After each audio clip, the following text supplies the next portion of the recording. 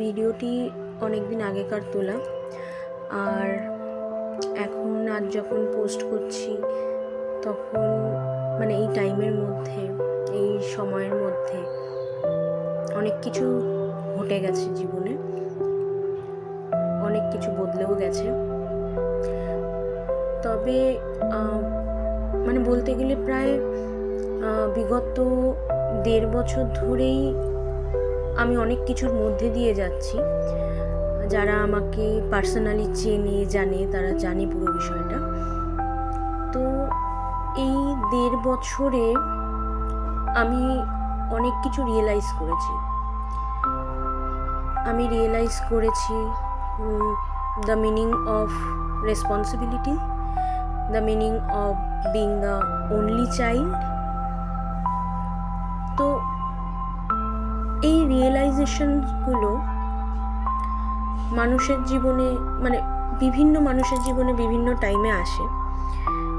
আমার এই বিগত 1.5 বছরে এসছে, এবং গত 1 মাসে এই রিয়েলাইজেশনগুলো আমি মানে বাস্তবে ফিল করছি যে আমরা কত কিছু প্ল্যান করি,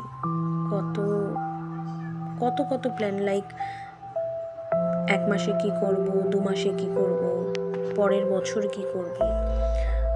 তো এই ভিডিওতে ভয়েস ওভার দেওয়ার সময় আমার এটাই মনে হচ্ছে যে ভিডিওটি যখন করি তখন আজকে যে এরকম ভয়েস ওভার দেবো সেটাও আমি ভাবিনি।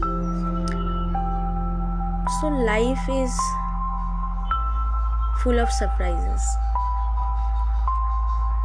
তো সব সময় যে ভালো সারপ্রাইজ হবে সেটাও না, অনেক সময় ধাক্কাও দেয় লাইফ।